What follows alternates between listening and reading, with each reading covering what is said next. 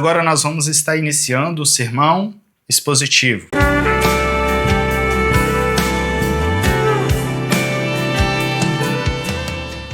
Paz do Senhor, homens e mulheres de Deus, pregadores e pregadoras da palavra do Senhor. Sejam bem-vindos mais uma vez e hoje, nessa oportunidade, nós vamos estar iniciando, sim, o nosso processo de ficar em apenas um único texto, do início ao fim. Chegamos naquela parte em que alguns amam, outros nem tanto. Existem dois tipos de pregadores. Normalmente temos aqueles que sempre gostam de um tema e navegam por todas as sagradas escrituras em busca daquele assunto, porque eles entendem que isso é destrinchar, isso é trabalhar bem o tema, o assunto e a ideia. Esses são aquelas pessoas que têm mais intimidade com o sermão temático. Mas agora nós vamos estar iniciando o sermão expositivo. E você que gosta de sentar sobre a mesa, estudar um único texto, meditar em um único texto durante toda a semana, ou às vezes até de um mês inteiro, e quando você vai chegar, pregar para a igreja, aquele texto está dentro de você e você prega com muita sabedoria aquele texto, porque afinal, todo o seu trabalho, todo o seu esforço, toda a sua meditação foi em cima de uma única passagem, de um único texto. Esses são aquelas pessoas que gostam do sermão expositivo.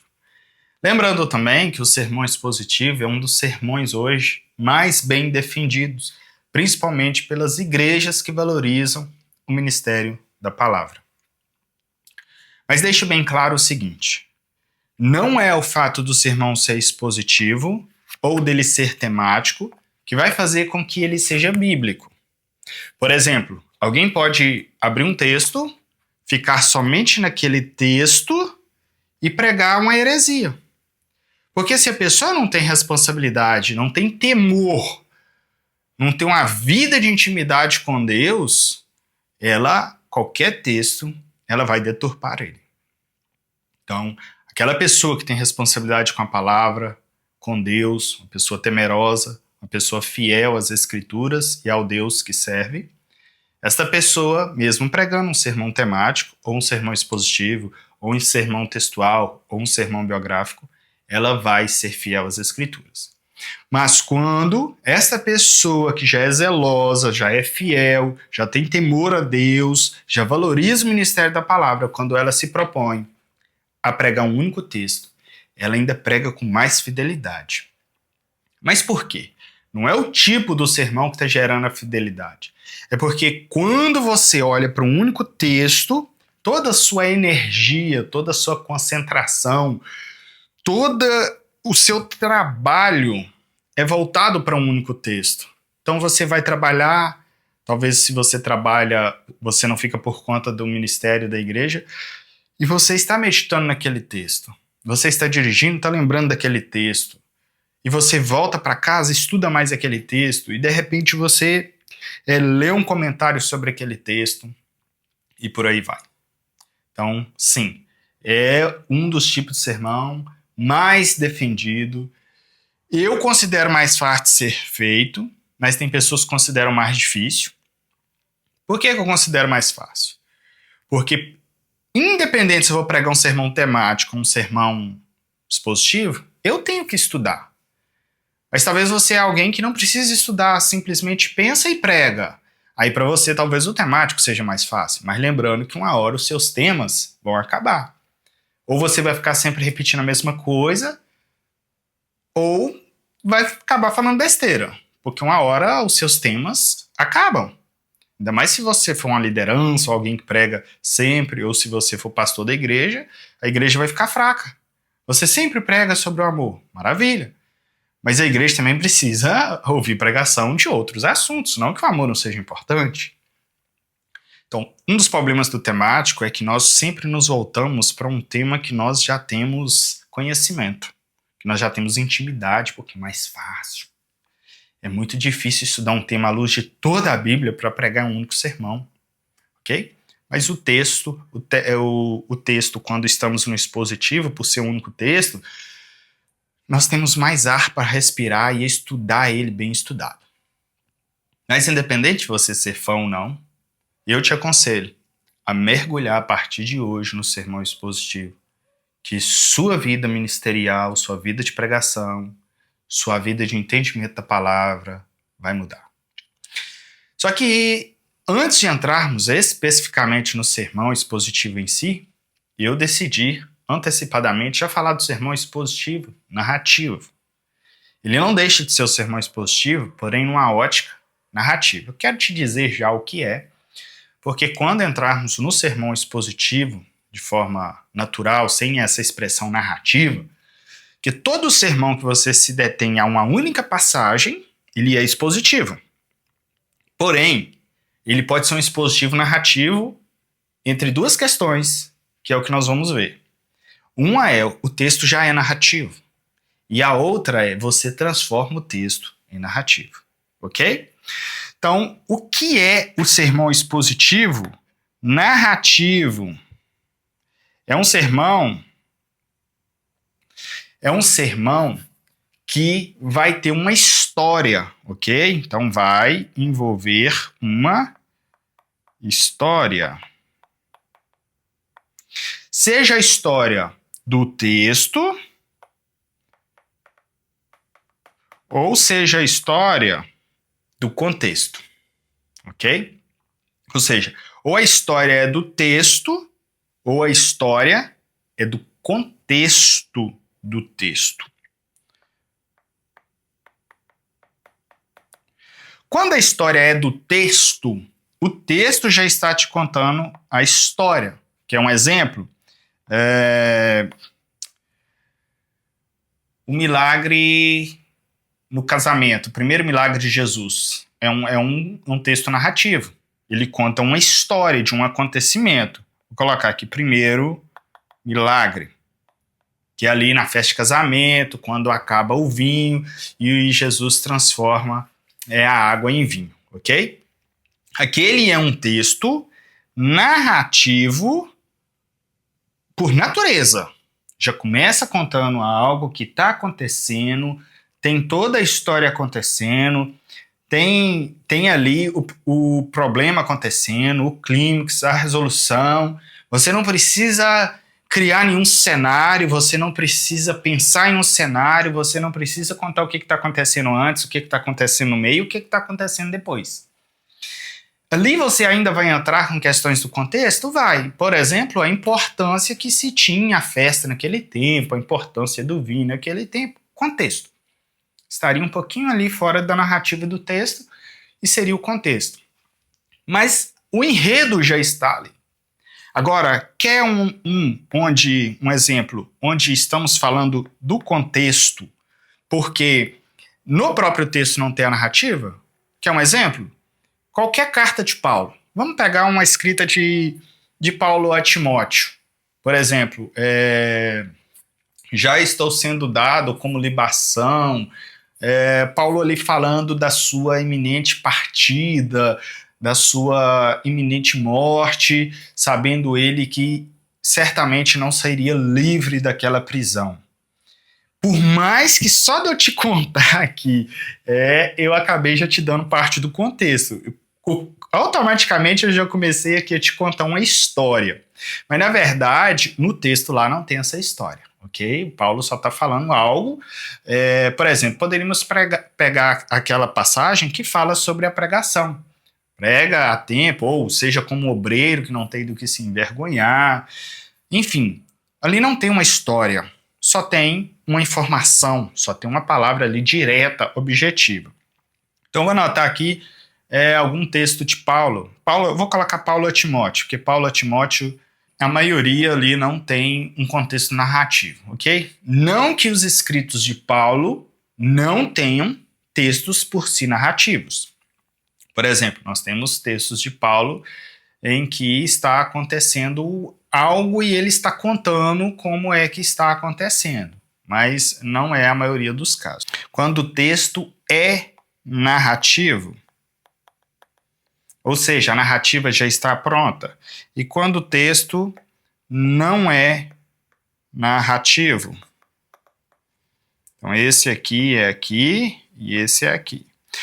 Quando o texto já é narrativo, um exemplo que eu dei aí é o primeiro milagre de Jesus, e quando o texto não é narrativo, aí nós usamos o contexto para compor essa história, para montar essa história, para contar, para explicar essa história, ok? Quando nós formos fazer aqui exemplos práticos, vai ficar mais fácil de entender, tá joia?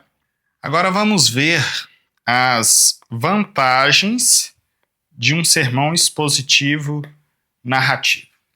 Quais são as vantagens? As vantagens entram naquelas mesmas vantagens do sermão biográfico. Primeiro, é mais fácil memorização, pelo fato de envolver uma história, ok? Segundo, prende com mais facilidade a atenção de quem te ouve. Então, prender a atenção é uma vantagem deste tipo de sermão, pois, afinal de contas, todo mundo gosta de ver uma história. Por exemplo, você está pregando, está todo mundo dormindo, de repente você fala, aconteceu, todo mundo, o que aconteceu? As pessoas, elas têm um interesse muito grande por história. Elas amam ouvir história. Elas não querem perder o que aconteceu. Então, tem essa vantagem ainda mais de você ter essa questão aí da história. Eu vou te falar um exemplo aqui de algumas pessoas que pregam de forma mais narrativa, e eu não estou aqui defendendo, nem falando a favor, nem contra o pregador, mas só para você entender. Se você é pentecostal, possivelmente você conhece, por exemplo, o Marco Feliciano, que é quem primeiramente usou esse meio, esse método aqui mais conhecido, mas não é que ele inventou esse método, ele só fez bom uso e ele foi muito conhecido exatamente por isso. Então, qual que era o diferencial dele? Prega um sermão expositivo narrativo. Ou seja, ele pega um sermão, fica naquele texto, mas existe uma narrativa por trás, existe um contexto sendo contado como se fosse uma história. Lembrando que eu não estou aqui defendendo nem criticando, porque não é a proposta aqui do nosso curso falar sobre isso. Se não me engano, o pastor Josué Brandão também prega um pouco nesse estilo de narrativa. Normalmente, os pregadores que pregam aí 1h40, 2 horas direto, precisam usar esse meio. Veja bem, eu não estou te dizendo que tem que ser assim, e que toda vez que você for pregar por muito tempo precisa ser assim, e eu não estou dizendo que outro tipo de pregação as pessoas não ouvem por muito tempo, mas é uma vantagem deste sermão que as pessoas, elas se dispõem a te ouvir mais tempo, então o sermão pode durar mais. Primeiro que é a forma que você tem de ter argumentação por muito tempo, mas, por outro lado, o maior dificultador quando você prega por muito tempo é as pessoas quererem te ouvir durante todo aquele tempo. E isso é muito importante. E no sermão expositivo narrativo, as pessoas elas conseguem te acompanhar, porque a narrativa ela se torna leve.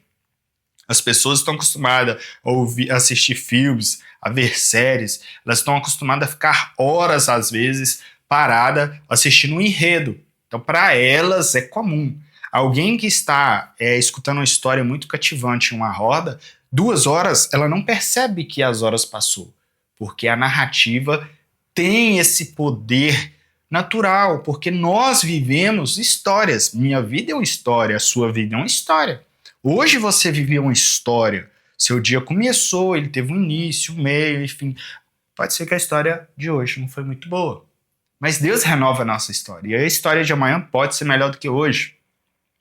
E isso é o que faz a história ter esse poder, porque tem hora que ela tá boa, tem hora que ela piora, mas tem hora que ela melhora, tem hora que acontece um milagre, mas tem hora que acontece uma catástrofe, mas Deus está nos sustentando na história.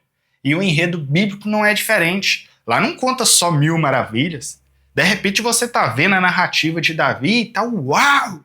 Eu queria ser este rei, eu queria ter esse poder, eu queria ter essa moral, esse reconhecimento, mas de repente a história, Davi pecou. Davi está sofrendo terrivelmente. Ou Davi está fugindo. A família de Davi está desabando em você. Eu não quero estar na pele de Davi. Mas você estava querendo. Então, isso é a narrativa. Ela tem seus altos e baixos, ela tem seus clímax, sua tensão, sua resolução, os milagres. E aí você se identifica. Quando fala de alguém que estava sofrendo muito perseguição, se você estiver sofrendo perseguição, você logo se identifica. Você pensa, esse sou eu, é o meu caso, é a minha história. O que vai acontecer com ele? Será que é o mesmo que vai acontecer comigo? Meu Deus, me dá livramento como o Senhor deu para ele. Senhor, cuida de mim como o Senhor cuidou dele. Deus me perdoa como o Senhor perdoou ele, como o Senhor perdoou ela. E assim vai, ok? Até para aplicar um sermão narrativo fica mais fácil. Porque na hora que você conta a história, falando, olha, Deus fez isso com fulano que se arrependeu e confessou os seus pecados. É como se você estivesse aplicando, olha, Deus está te chamando para que você se arrependa dos seus pecados, para que ele te dê uma nova oportunidade de vida. Não precisou nem de você falar. Na hora que você falou, olha, fulana se arrependeu, Deus deu a ela uma oportunidade, a pessoa ouve assim, se eu me arrepender, Deus pode me dar uma nova oportunidade. Essa é uma aplicação indireta. Nós vamos ver sobre isso ainda, mas já fica aqui a dica. Aplicações indiretas têm mais poder do que a aplicação direta. E agora, imagine quando você fez a aplicação indireta e depois ainda veio a aplicação direta. É como se você pregasse o que já está fixado. Não tem quando você vai fixar algo e primeiro você põe uma cola, uma dupla face, já tá lá colado, já não caiu, e você ainda vem e prega, aí que não vai cair mesmo. Aí está bem fixado, ok? Então tem essa característica de poder durar mais e de você aguentar sustentar mais, ok? Como funciona então? Tudo aqui agora vai começar com uma de duas escolhas. Lembram que ou o texto é narrativo ou o texto não é narrativo? E aí vai depender agora de você escolher um texto narrativo, ok? Como eu citei um exemplo, mas basta você abrir a Bíblia que você já vai ali encontrar os textos que são narrativos ou não. Contou uma história do início, meio e fim, ou não precisa ser uma história tão completa. Você quer um exemplo? A mulher pecadora que está ali sendo pedrejada, a adúltera, a prostituta, que está ali sendo apedrejada, ok? Então ali é uma história bem curta, mas começa o quê? Com um cenário já montado. Você pode até ali ter um complemento do cenário inicial. Que o cenário já começa depois de um ponto.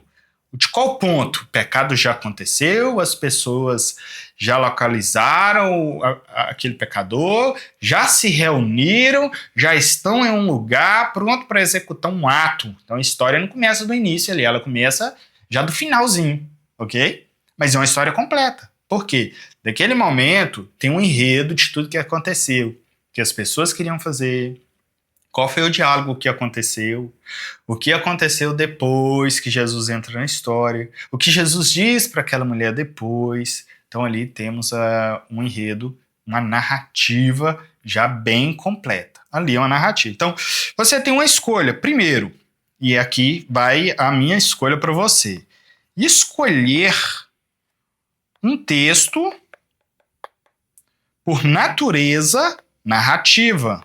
Ou seja, a narrativa já é bíblica. Não é você que vai fazer um enredo, não é você que vai construir a história.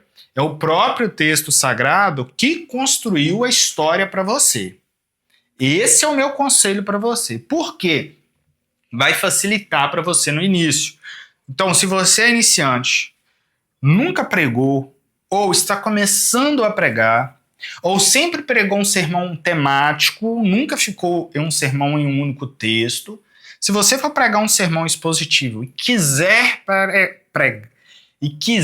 pregar ele nessa linha narrativa que eu estou te dizendo, escolha um texto que já é narrativo. Não pegue um texto que você vai ter que construir a narrativa, porque vai dificultar para você, tá bom? Ainda mais se você não estiver acostumado. Então, escolheu um texto que é narrativo, você vai estudar aquele texto de forma que você conseguiria contar a história para os seus filhos, para os seus netos, para os seus pais.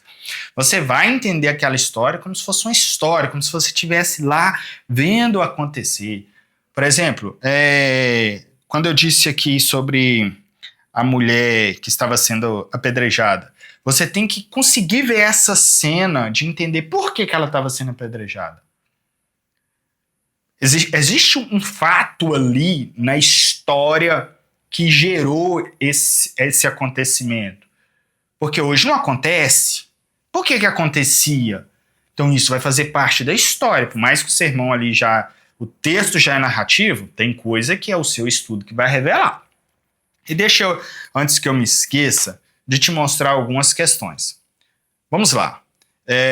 O que você precisa aprender num todo, em termos do sermão expositivo? Vou colocar aqui, o expositivo como um todo agora.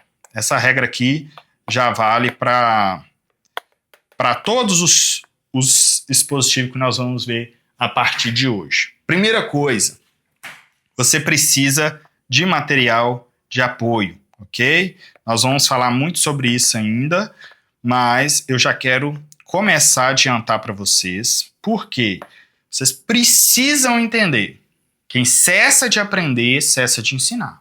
Se eu parar de me alimentar, parar de receber, eu não vou conseguir ensinar. Eu não vou conseguir ajudar as pessoas, tá bom? Não tem como. Primeiro material de apoio, que eu vou mostrar para vocês. Não primeiro, é o primeiro do que está aqui, não em grau de importância, tá bom? Porventura, desde a época que eu fiz o bacharel em teologia, porque eu fiz bacharel em direito também, mas desde que eu fiz bacharel em teologia, eu achei esse livro para comprar na época. Eu lembro que eu usava ele em PDF, eu tenho ele em PDF, se Deus quiser eu vou disponibilizar para vocês também. Muito bom, é ilustrado, tem desenho, é uma maravilha. Só que eu achei ele para comprar, eu acho que nem tem ele para comprar. É um pouco caro, mas é muito bom. Mas não tão necessário, tá bom? Mas já que eu comprei ele, tá ele aqui, já usei ele só para fazer trabalho de seminário, na verdade. Mas eu vou te mostrar agora um que é muito recomendado, mas infelizmente é caro. Este é o combo Comentário Histórico Cultural da Bíblia. Se você procurar por Comentário Histórico Cultural, não tem como você vai chegar neste material. É um combo de 2 livros, ok? Antigo Testamento e Novo Testamento. Tudo bem? É um material muito bom, não é versículo por versículo, então pode acontecer de você chegar em algum material, algum texto, e este texto não ter ele aqui, ok? Se eles não tiverem encontrado nenhum conteúdo bom para falar do contexto daquele texto, não vai estar aqui. Confesso que quando eu comprei de início eu fiquei um pouco chateado, porque o material é caro, e alguns textos que eu preguei na época não tinha nesse material. Então isso me chateou um pouco. Porém, quando eu fui pregar sobre o filho pródigo, a parábola do filho pródigo, o material já me surpreendeu de forma surreal. Então fui muito abençoado com o material, eu não precisei praticamente recorrer a outro material. Tudo que tinha a ver com o contexto da história ele me apresentou. Questões da herança, questão do pai correr, questão das sandálias, questão do anel, muitas questões ali envolvidas sobre o filho pedir herança. O que o filho queria dizer quando pede herança? É algo sério. O pai correr, o filho mais velho ficar do lado de fora, é uma recusa que ele não tinha aquela opção, ele não podia fazer aquilo desonra o pai, igual o filho mais novo desonrou, ele merecia ser morto também. Por que o pai encontra com o filho mais novo? Pode ser que o filho mais novo iria morrer antes de chegar até o pai, porque a própria população poderia ceifar a vida do filho, porque ele merecia morrer, o filho mais novo merecia morrer. Assim como eu e você merecíamos morrer e o Senhor veio e nos resgatou, Deus veio ao nosso encontro. Se deixasse nós querer entrar na glória por conta própria, morreríamos no caminho por causa da santidade de Deus. Mas veja bem, é isso. Talvez eu esteja lembrando de coisa que não esteja ali, tá? Então não estou garantindo que está tudo ali, não. Mas a maior parte do que eu falei está ali, tá bom? É isso. O sermão expositivo, você sempre vai usar material de apoio. E no caso de você construir um enredo, você precisa do histórico cultural. Como era a cultura? Como que o povo vivia diante dessa situação? O que eles faziam quando isso acontecia?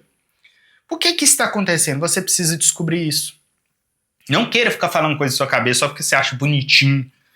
Não queira ali trazer uma ilustração para o filho mais velho e para o filho mais novo. Se você já conhece a história, já conhece o contexto, amém. Mas não invente coisas, tá bom? Não criar. Eu acho que o filho mais novo saiu porque o filho mais velho nasceu primeiro e tinha mais tempo com o pai. E ele não gostava de ter tido menos tempo. Nada a ver. Aí, mas é que você, imagina você ter essa ideia, falar, eu vou pregar isso, que maravilha, que aplicação. Quem tem mais tempo, quem não tem menos tempo sente inveja, e você que tem mais tempo vão sentir inveja de você. Não tem nada a ver, não. Isso é coisa da minha cabeça, isso é coisa da cabeça de quem está construindo o sermão. Então perceba que nós temos que ter esse cuidado. Precisamos estudar, irmãos. A não ser que você conheça um texto muito bem, que Deus te falou algo muito, tem muito tempo que você está meditando, que você conhece a Bíblia toda para entender o contexto daquele texto, você já conhece bem a história, toma cuidado quando envolver com contextos específicos. Quer um exemplo? Só para você raciocinar. Vamos lá. Exemplo que você precisa de material de apoio, a não ser que você já conheça a história. Quando Paulo fala das mulheres não cortar o cabelo. Rapaz, não cortar o cabelo. Se você é assembleiano aí, pode ser que você vai errar nesse texto. Pode ser.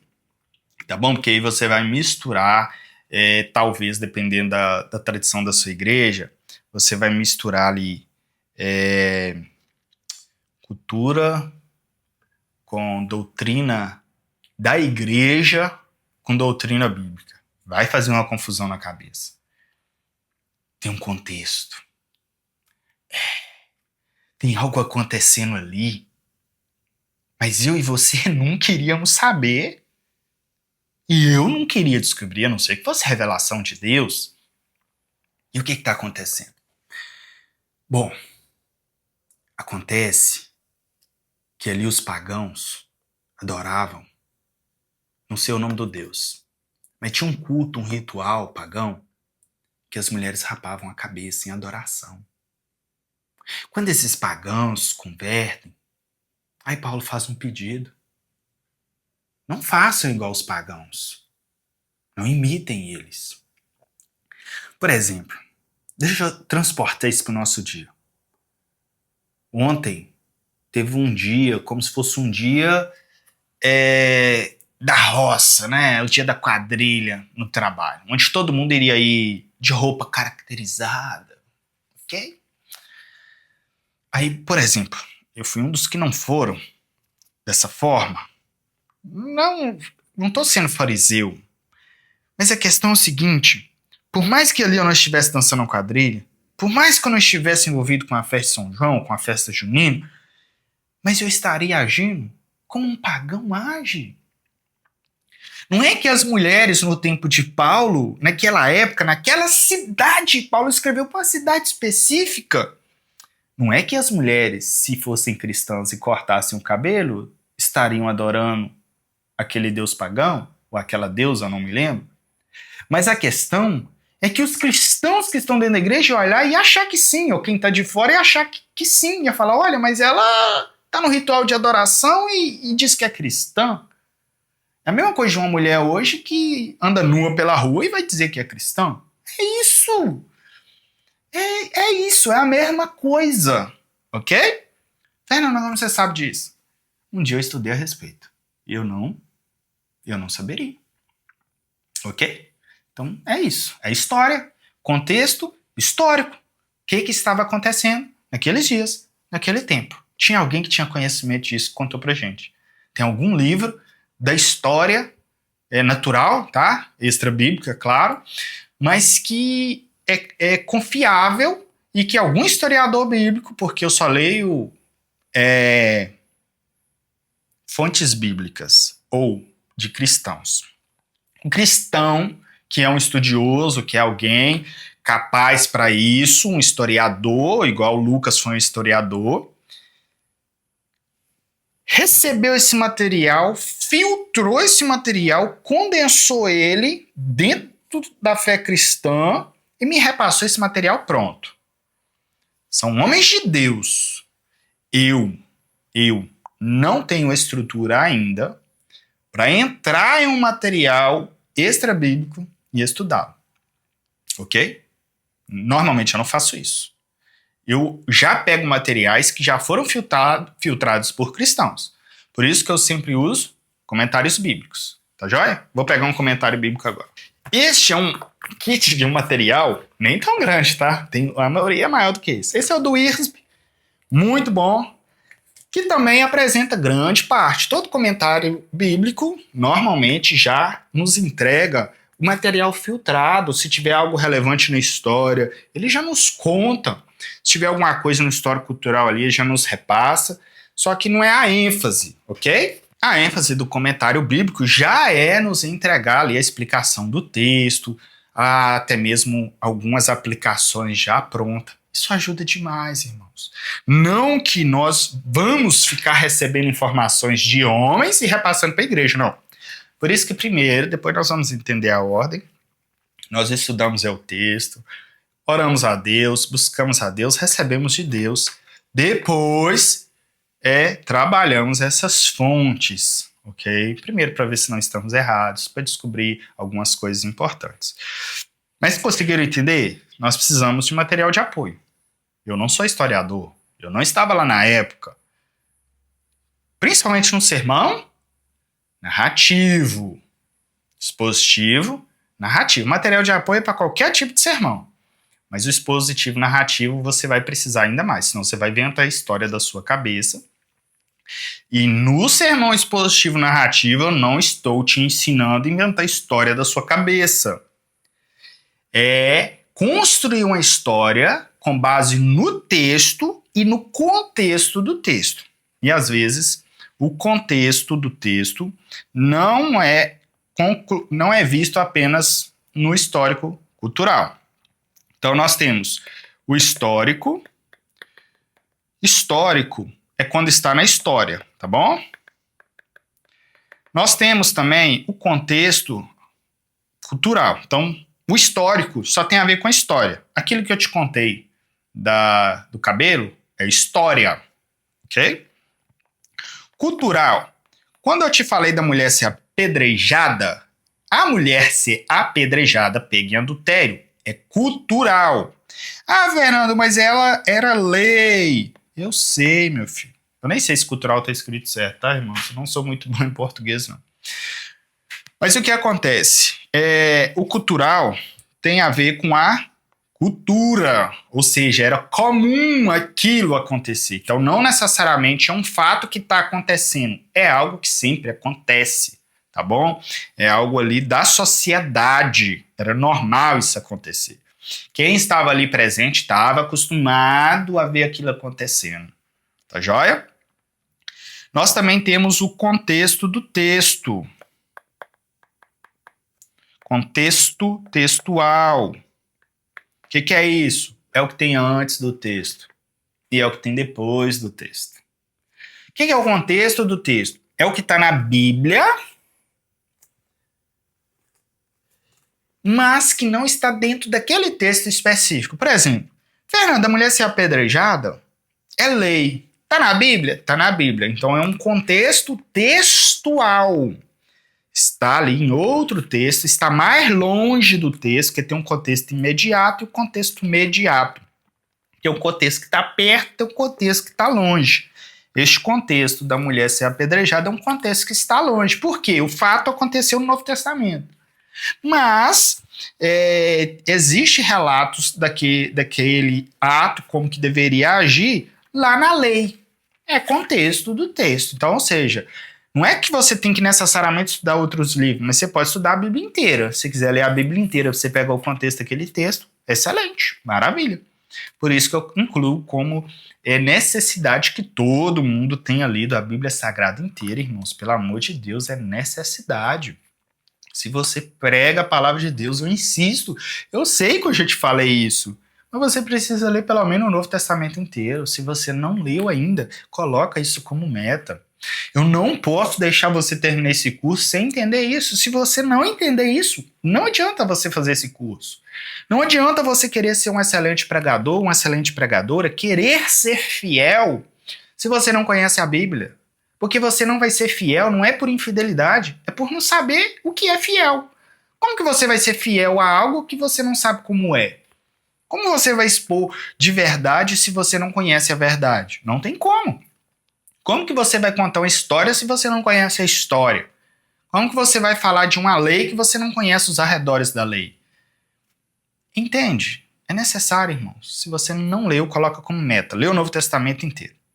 Antes de começar a pregar. Fernando, eu já estou pregando. Não, pode continuar pregando, mas começa a ler o Novo Testamento. Já li o Novo Testamento inteiro. Leia o Antigo Testamento inteiro também. Ok? E Deus vai abençoar a sua vida de forma poderosa.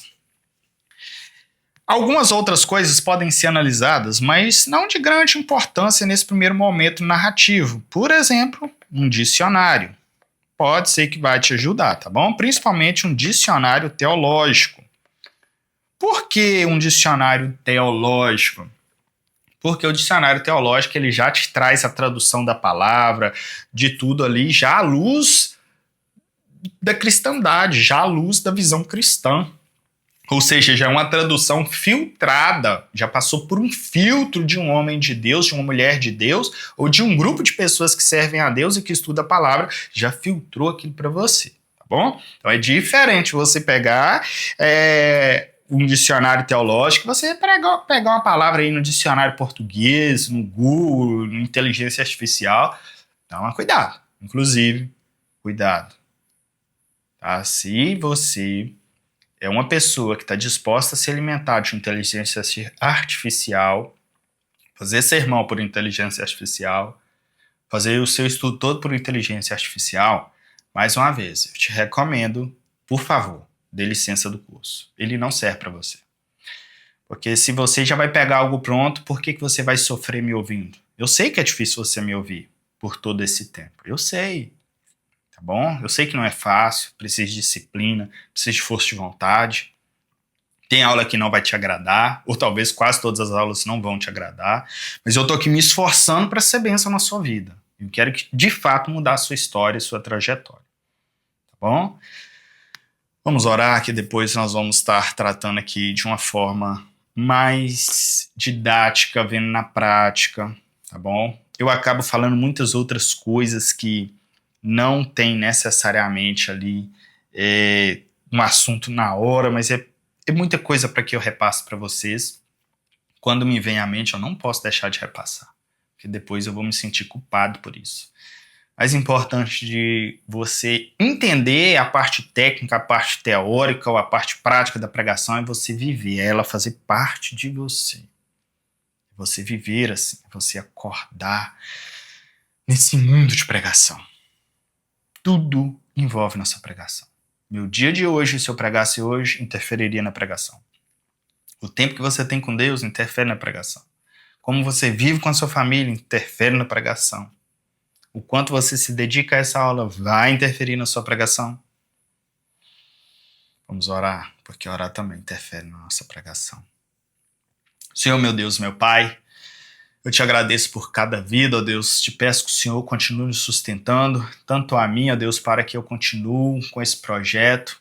Deus, eu te peço que o Senhor nos sustente financeiramente, para que esse projeto não venha parar. Peço que o Senhor, ó Deus, abençoe a vida do irmão, da irmã que me ouve, para que também, de algum modo, eles possam ajudar este projeto.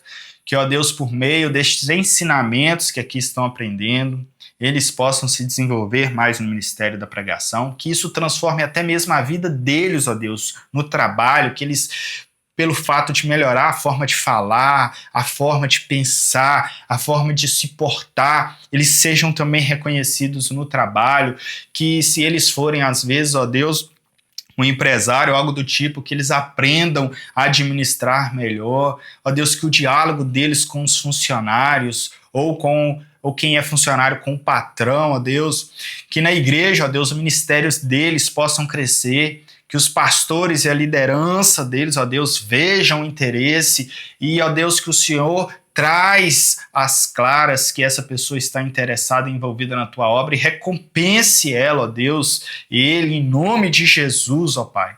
Eu te peço, Pai, nos sustenta para a tua honra e tua glória, Pai, eu te peço em nome de Jesus. Amém.